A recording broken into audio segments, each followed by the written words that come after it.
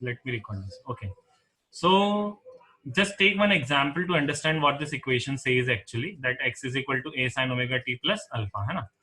So let's see this equation first with the help of a numerical example. Let's say if I'm giving you an oscillation along a horizontal line, that is a body is performing this oscillation from mean position. It has started from the mean position, so its phi will be equal to 0, मतलब 0 degree से चालू किया है इसने, mean position से चालू किया है, okay, and phi is equal to 0 है, और उसने उसका जो डिस्प्लेसमेंट है at any time t is given by x equal to a sin omega t plus phi. कोई भी टाइम पे कितना डिस्प्लेसमेंट हुआ है वो कौन सी इक्वेशन से मिलेगा हमको, x is equal to a sin omega t plus phi, है ना?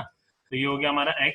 मान लो कि किसी टाइम t में वो जो है यहाँ तक पहुंचा है, टाइम t में इतना डिस्प्लेसमेंट उसने कवर किया है. ज्यादा से ज्यादा कितना जा सकता है, मैक्सिमम डिस्प्लेसमेंट कितना कर सकता है, equal to its amplitude, that is amplitude will be given by plus A, है ना? एंड ए की वैल्यू जो है वो कितनी हो सकती है, let's say for this example I take it as a 5 centimetre. So amplitude I have taken over here is a 5 centimeter plus 5 centimeter, and for negative amplitude the same value will be written in the along with the negative sign, that is x is equal to minus 5 centimeter. Okay, so these two values is there for actually this is the same value with opposite signs for amplitude. Now how we will write this displacement equation in terms of time t, which will be called as instantaneous displacement. जो time t के साथ change हो रही है उसको हम कैसे displacement बोलेंगे, इंस्टेंटेनियस डिस्प्लेसमेंट.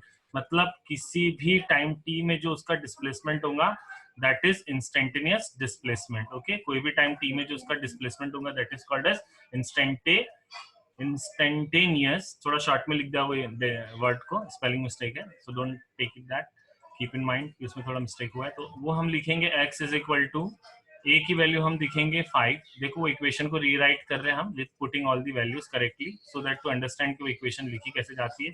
तो x इज इक्वल टू हमारे पास आ गया 5, फिर लिखा जाएगा साइन. ना ओमेगा की जगह क्या लिखे, तो ओमेगा की जगह फाइंड आउट करने के लिए वो हमको इसका टाइम पीरियड पता होना जरूरी है, that is time period of oscillation. Let's say इसको पूरा एक ऑक्सीलेशन कवर करने के लिए 4 सेकंड लगे, 4 सेकंड लगे, मतलब मीन पोजीशन से स्टार्ट किया, फिर एम्पलीट्यूड पे आया, फिर वापस घूम के मीन पोजीशन पे आया, फिर निगेटिव एम्पलीट्यूड पे गया, निगेटिव एम्पलीट्यूड से वापस फिर से किस पे आया, मीन पोजीशन. देन वी से कि इसका वन ऑक्सीलेशन कंप्लीट हुआ. तो वन ऑक्सीलेशन कंप्लीट करने के लिए it will be required, here it is required 4 second. तो what will be the value of omega, omega will be equal to 2 pi upon capital T. That formula you already know which we have discussed in the circular motion, and the 2 pi upon 4 means it will give you pi by 2. okay, t की value कितनी है 4 second, तो t की value 4 second रखेंगे तो you'll get pi by 2 radian पर second. This will be the value of omega, so I'll keep the value of this omega over here, that is pi by 2. और time t में जो भी instantaneous displacement होंगी वो कितनी है, x है, तो इसलिए टाइम t को एज इट इज लिखेंगे इक्वेशन के. इक्वेशन में देखो ओमेगा की जगह पे pi by 2 और t की जगह पे t, और phi जो है वो हो जाएगा उसका 0 डिग्री. पाई इसलिए 0 डिग्री होगा क्योंकि उसने 0 से स्टार्ट किया, उसका स्टार्टिंग एंगल कितना था, 0, है ना? 0 से स्टार्ट किया, फिर पॉजिटिव में गया, फिर नेगेटिव में गया, लाइक दिस. सो यस, तो यहाँ पर जो हमारे पास इक्वेशन आई है x is equal to 5 sin omega t plus 0 degree, that is the equation we obtained for this kind of oscillation. जो ऊपर हमको ऑक्सीलेशन दिया हुआ उसकी एकदम परफेक्ट इक्वेशन जो होगी वो होगी 5 sin ओमेगा टी फाई की वैल्यू कितनी है, 0, which can be also written as 5 sin pi by 2 into t, या फिर पाई टी अपॉन 2, ऐसा भी लिख सकते हैं, पाई बाय 2 इंटू टी, या फिर पाई टी अपॉन टी. तो ये इक्वेशन होगी डिस्प्लेसमेंट की. अब तुम देखो जब स्टार्टिंग एंगल 0 था, इस पूरे प्रॉब्लम में हमने क्या सीखा कि जब स्टार्टिंग एंगल 0 था तो पार्टिकल ने स्टार्ट कहाँ से किया, मीन पोजीशन से, है ना? जब स्टार्टिंग एंगल 0 था, फाई 0 था, मतलब उसने कहाँ से स्टार्ट किया, मीन पोजीशन से. मीन पोजीशन बोले तो x इज इक्वल टू 0, है ना? तो जब भी आप फाई इज इक्वल टू 0 है, मतलब स्टार्टिंग एंगल 0 है, तो जो ऑक्सीलेशन की इक्वेशन है वो सिंपल लिखी जाती है, x is equal to a sin omega t. Phi की वैल्यू कितनी होंगी, 0, क्योंकि उसने 0 फेज से स्टार्ट किया. तो ये जो इक्वेशन है that is the equation basically for particle starting from mean position. ध्यान रहे कि जो पार्टिकल है when it starts from mean position That equation is represented by x is equal to a sin omega t. तो मान लो कि अगर हमारा पार्टिकल मीन पोजीशन से स्टार्ट नहीं करता है, एम्पलीट्यूड से स्टार्ट करता है, then how we will give this equation. Okay, for that we need to change the next example is about when this particle starts from extreme position. So this is the second example which I'm giving you right now. Second example में we can take कि particle is starting from this extreme position, that is from positive amplitude. Again I am keeping my equation as it is, that this amplitude is plus a amplitude, and that means कि after starting from mean position particle सबसे पहले कहाँ आया है, positive amplitude पे आया है. x is equal to plus a मतलब plus 5 centimeter or plus 5 meter, whatever you want to give the unit as, or whatever the problem says. And this position, this middle position is called as mean position, that is displacement here is 0. और फिर उसके बाद यहाँ से जब वो पहुंचेगा amplitude तक, amplitude will be given as 5 centimeter, and after going back from there it will move to the mean position and will cross the mean position और कहाँ तक पहुंचेगा, extreme position पे पहुंचेगा, that is negative extreme position पे. x is equal to minus a पे it will reach, that is minus 5 centimeter it will reach. And how will you write the equation of such things? First of all you need to know about is a phi. Phi is everything you need to know about कि कौन से angle से start किया. Since the particle is started from this angle, that is this position, that is positive extremity, there the particle has started. So since the particle is started from the amplitude position, phi must be what? What will be the value of phi? Phi is 90. Okay. ध्यान रखो phi की value क्या होंगी, pi by 2 radians, that is 90 degree. How we decided that? First position, mean position is a 0 degree. Then if it moves to the amplitude, then it is taken as 90 degree. After moving from amplitude, it will back to its position at mean position, है ना. तो ये pi पर आ जाएगा 180 पे. फिर उसके बाद ये 3 पाई बाई 2 मतलब 270 कवर करेंगे एट दिस पोजीशन. फिर ये वापस मेन पोजीशन पे आएगा, तो यहाँ पे आने के बाद कितना एंगल कवर करेगा, 2 पाई. तो इस तरीके से एंगल बढ़ते चले जाते हैं. ओके, जैसे जैसे ऑक्सीलेशन होते जाएंगे. इसके बाद क्या आएगा, 5 pi by 2. Okay, 5 pi by 2 होने के बाद क्या आएगा, वापस इधर आ जाएगा, दैट इज 5 पाई बाई 2 के बाद आ जाएगा 3 पाई, है ना. फिर 3 पाई बाई के बाद क्या आ जाएगा, इधर पहुंचेगा तो वापस से कितना होगा, 7 पाई बाई 2. फिर वो वापस मेन पोजीशन पे आएगा तो कितना हो जाएगा, 4 पाई. फिर उसके बाद यहाँ वापस आएगा तो अगेन सो ऑन ऑनवर्ड जो है वो नंबर बढ़ते चले जाएंगे, मतलब एंगल बढ़ता चला जाएगा, मतलब एंगल इंक्रीज होता है. तो सवाल ये है कि एक्चुअली इसने स्टार्ट कितने एंगल से किया, 0 से कि पाई बाई 2 से. तो कहाँ से स्टार्ट किया इसने, it has started from amplitude position, मतलब ये वाली पोजीशन, मतलब यहाँ पे इसने कितना एंगल ऑलरेडी कवर कर लिया होगा, इसने पाई बाई 2 ऑलरेडी कवर कर लिया होगा, तभी तो यहाँ पहुंचा है वो.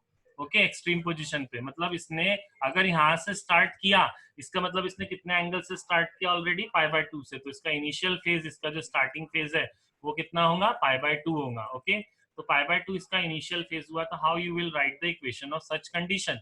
So first of all you have to write the general equation, that is x is equal to a sin omega t plus phi.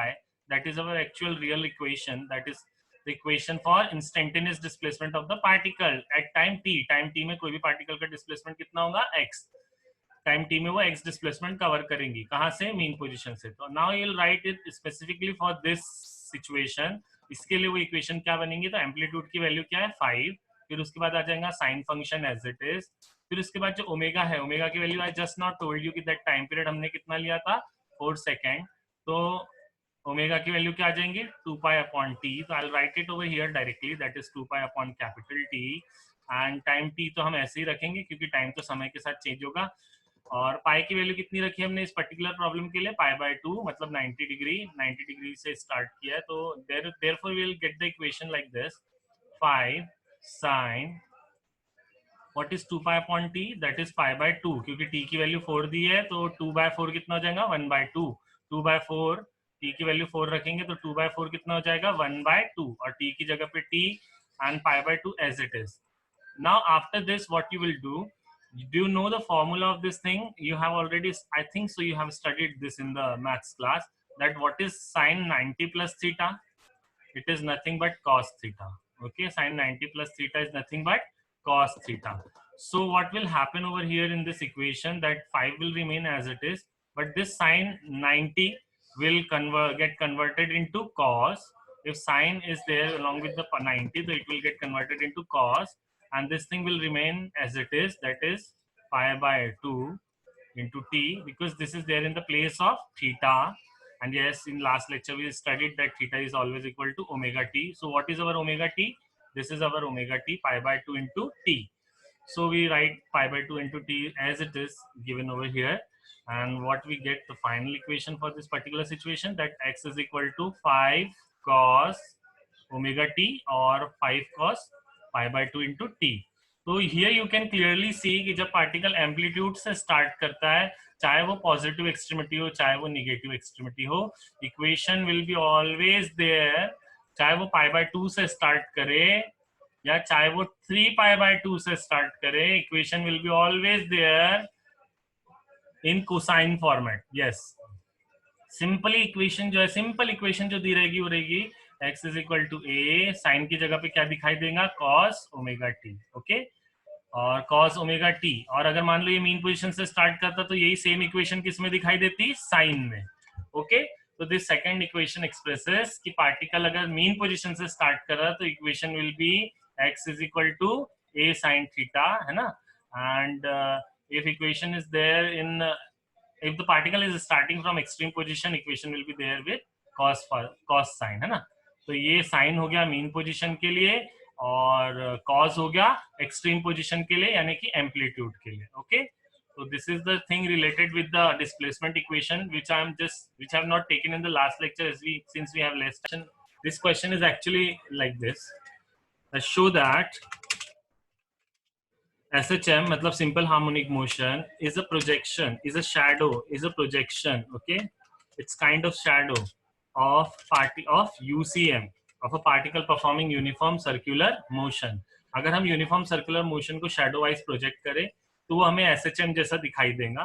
that this statement means in all.